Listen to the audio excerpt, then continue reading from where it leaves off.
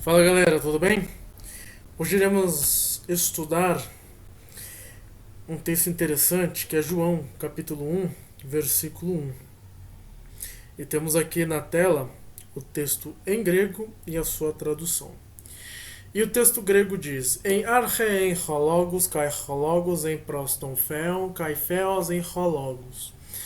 Que na sua tradução aí embaixo está: No princípio era o verbo e o verbo estava com Deus e o verbo era Deus. Aí eu pergunto para vocês: será que de fato não há nenhum erro nessa tradução? Será que de fato estamos crendo em algo que não é verdadeiro e que foi traduzido erroneamente? Ou será que de fato estamos crendo em algo verídico, fidedigno, porém não temos uma base explicativa sobre aquilo que cremos? Através desse estudo, iremos tirar essas dúvidas e iremos de fato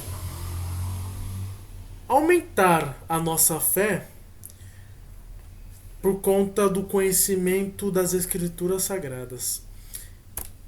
Sem mais tardar, temos aqui duas perguntas interessantes, a qual mais para frente iremos respondê-las. E a primeira pergunta é: o Logos era Deus ou um Deus? Será que de fato o Logos era Deus ou um Deus em si?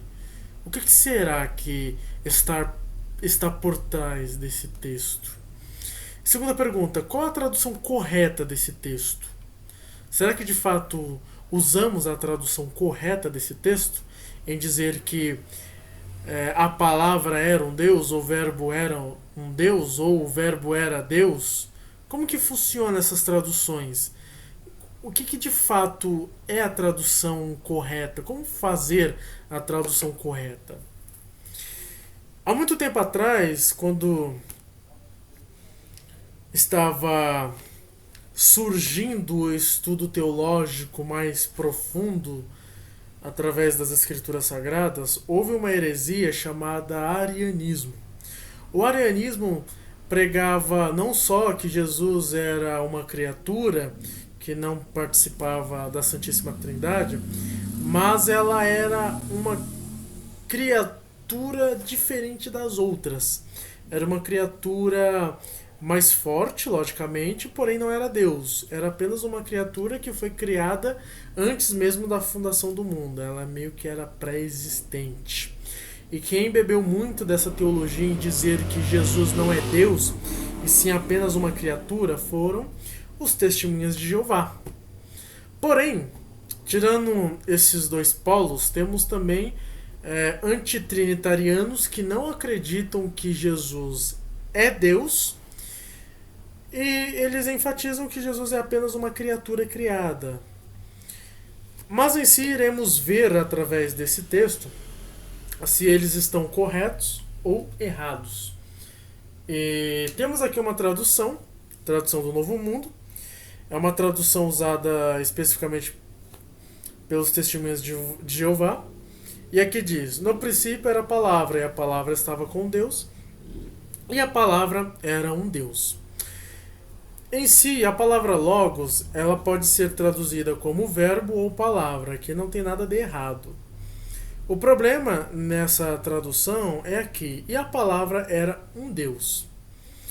Quando falamos de gramática, percebemos que toda língua tem a sua gramática, principalmente a língua grega. A língua grega, quando você estuda uma matéria chamada artigo, você percebe que em uma gramática bem superficial, ela vai te dizer o seguinte: quando não há o artigo definido, você pode traduzir uma frase ou o início de uma frase como se tivesse um artigo neutro, que ele não está definindo o sujeito. Nesse caso aqui, já adiantando o nosso estudo, percebemos que não há o artigo definido antes da palavra Deus. Por isso, quando os testemunhos de Jeová vão traduzir esse texto, eles traduzem e a palavra era um Deus e não era Deus.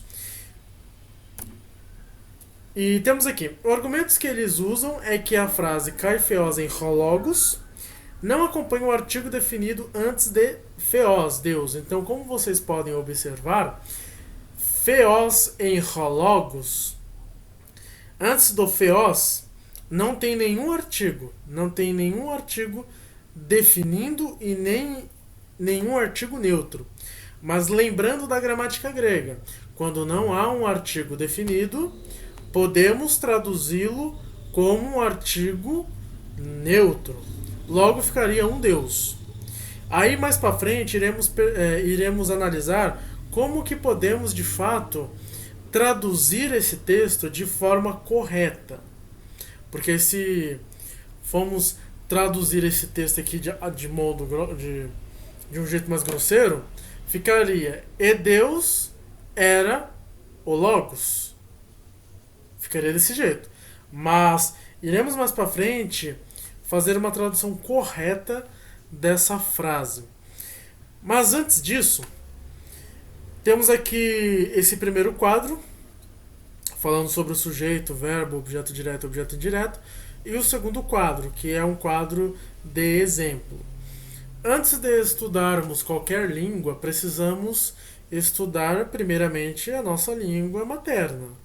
Porque não adianta você querer meter o louco querendo estudar 7,48 bilhões de línguas se você não sabe nem o que é nominativo na sua língua. Confunde mais melhor, no lugar de falar só melhor, mais melhor, muito mais melhor, a gente vamos, nós vai, isso é errado. Isso é errado. Não adianta você saber o verbo to be, não adianta você saber traduzir um texto em grego se você não sabe o seu próprio português. Então, vamos com calma. Vamos aprender primeiro português para depois aprendermos outras línguas. Em si, a gramática portuguesa, ela traz um padrão que é assim. Primeiro vem o sujeito, depois vem o verbo, depois vem o objeto direto e, por fim, o objeto indireto. O objeto direto e o objeto indireto, ele pode ser definido como um complemento. Então, se você pegar esses dois, eles podem ser definidos como complemento. O exemplo disso, de como conseguimos colocar isso em prática, é essa frase: Paulo escreveu cartas às igrejas. Então, Paulo, ele é o sujeito da frase, escreveu, ele é o verbo da frase, cartas é o objeto direto da frase, as igrejas é o objeto indireto da frase. Ou, se a gente pegar cartas às igrejas, o complemento da frase. Então, temos esse padrão para o português. Só que no grego não funciona dessa forma. No grego é um pouco diferente.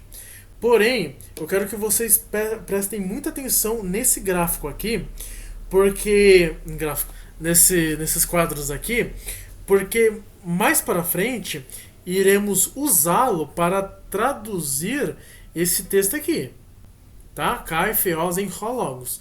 Iremos traduzir esse texto de acordo com a gramática portuguesa, ok? Vamos lá.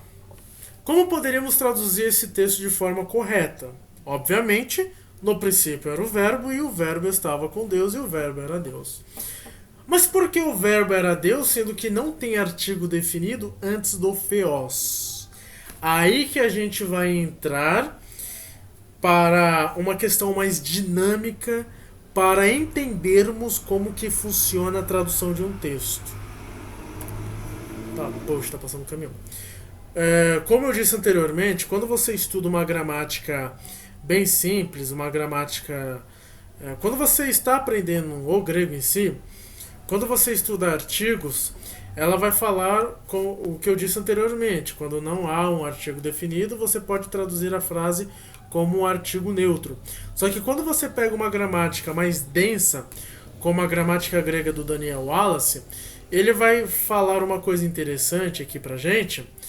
E lembrando que o que foi escrito aqui, eu parafraseio o que ele disse para entendermos melhor aí o que ele quis dizer na sua gramática, tá bom? Em cima aí temos o texto grego e embaixo a sua transliteração que eu coloquei. Mas em si eu vou explicando ponto a ponto aqui desses 3 pontos aí, pra gente poder ser bem simples aí e bem entendível na explicação. O substantivo Deus nesta frase é um nominativo predicativo. Lembrando que Deus em grego é theos.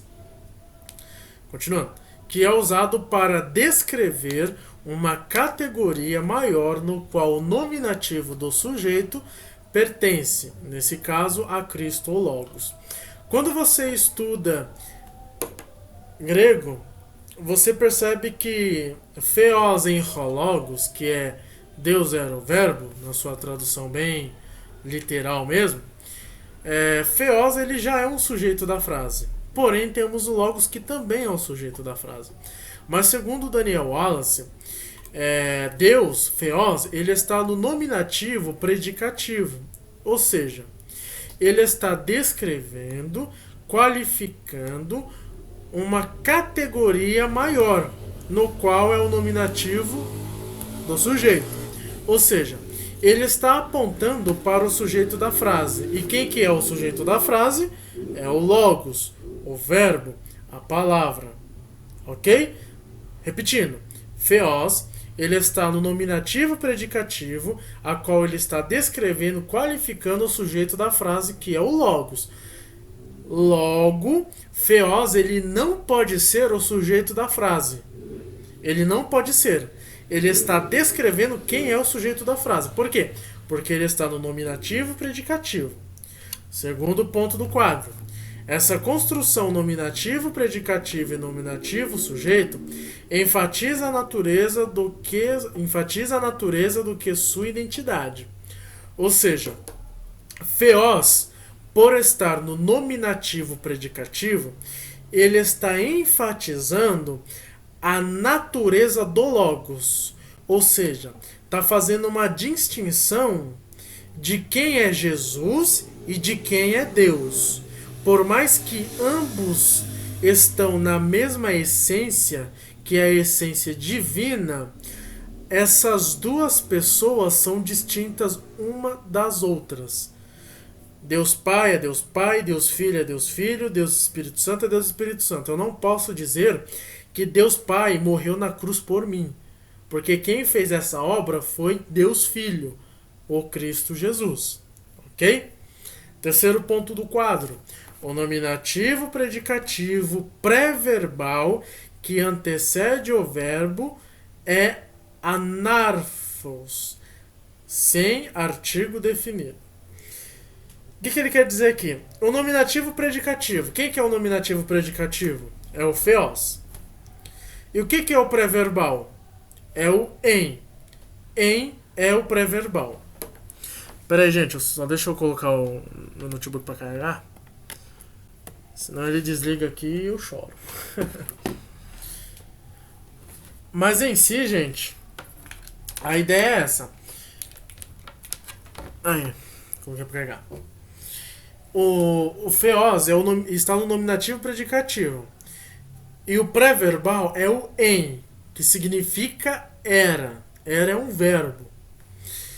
E ele está antecedendo o verbo, ou seja, theos, ele antecede o verbo. Isso se chama anarthros, que significa sem artigo definido. Logo, nessa construção, o artigo definido está implícito. Portanto, quando traduzido, esse artigo aqui é o artigo definido, deve estar presente. Ou seja, quando vocês traduzirem essa frase kai, theos em logos, vocês precisam colocar o artigo definido antes do theos, mesmo que ele esteja implícito na frase no grego. Parece meio confuso, mas nesse slide aqui iremos conseguir exemplificar melhor. Vamos lá. Sem artigo definido, ok? Temos a frase aí. Theos em Logos. Como eu falei anteriormente, se traduzirmos literalmente Deus era o verbo, é a tradução literal, mas eu vou explicar para vocês o erro de traduzirmos desse jeito aqui daqui a pouco. Então temos aqui, sem artigo definido, correto? Isso traz um argumento de que poderíamos traduzir como um Deus. Então, o argumento para se traduzir um Deus está aí, que é o quê? Não ter o artigo definido. Porém, esse caso traduzirmos Deus era a palavra, será que está correto? Será que não ia causar nenhum BO? Lembrando, Deus era a palavra. Se falarmos Deus é a palavra, Deus era a palavra, não estaríamos fazendo distinção de pessoas. Isso na Trindade. Logo, cairíamos numa heresia chamada modalismo. Então essa frase, Deus era a palavra, está traduzida errada, por conta que iríamos cair nessa heresia chamada modalismo. Formas de Deus se manifestaram. E também do sabelianismo. O sabelianismo, ele veio de Sabélio, ele pregava que Deus Pai morreu na cruz por nós, porque ele se manifestava de formas diferentes, através da pessoa de Jesus Cristo e através da pessoa do Espírito Santo. Então, lembrando, Theos está no nominativo predicativo e Logos está no nominativo sujeito. Logo, Theos, ele não é o sujeito da frase, mas ele descreve, qualifica, enfatiza a natureza do Logos, descrevendo que ele é o sujeito da frase. Porém, e se João tivesse escrito Theos em Logos com um artigo definido antes do Theos, sabe o que teríamos? Isso aqui, ó. Se tivesse o artigo definido, teríamos complicações teológicas. Por quê? Porque cairíamos no sabelianismo. Se colocássemos um artigo definido antes de Theos, através da própria escrita no grego, iria ter complicações teológicas, porque estaríamos confundindo Deus com Jesus Cristo. Da mesma forma, se traduzirmos Deus era a palavra, estamos confundindo as duas pessoas da Trindade. Se colocássemos o artigo definindo Deus, logo ele não estaria no nominativo predicativo, mas ele também seria o sujeito da frase e ele estaria sendo confundido com Jesus, caindo de novo na heresia do modalismo e também do sabelianismo. Quando João escreve isso, ele escreve pensando especificamente nisso. Se eu colocar o artigo definido aqui, logo eu vou estar confundindo as pessoas da Trindade. E qual que é o propósito de João quando escreve o seu prólogo? Enfatizar a divindade de Jesus Cristo. Se ele está enfatizando a divindade de Jesus Cristo, ele não pode confundir com Deus Pai. Teríamos complicações em todas as áreas da teologia, seja em teotologia, cristologia, pneumatologia, trindade, ramartiologia não, mas soteriologia, eclesiologia, escatologia. Ia dar um B.O. da bexiga na teologia. Porque teríamos um Deus, sei lá, até meio complicado de pensar nisso aí. Mas teríamos complicações teológicas. Por isso que quando João escreve o texto, ele já escreve visando isso aí, para não ter erros teológicos. Erros não, heresias teológicas. Voltando aqui para essa imagem que eu particularmente acho a mais interessante aqui, porque eu volto a enfatizar o português. Mas Gustavo, por que está escrito aí Theos em Logos? Agora vamos fazer a tradução correta desse texto aqui, tá bom? E a tradução correta desse texto é assim: a palavra era Deus. Gustavo, mas por quê? Lembra do português? Lembra do quadro? Quando você vai traduzir uma frase que está no nominativo, ela precisa ter o quê? O sujeito, o verbo e o complemento. Correto? Lembrando no grego, theos é o nominativo predicativo. Logo, ele enfatiza que o sujeito da frase é o logos. Ele é o nominativo sujeito. E então, quem que é o sujeito dessa frase?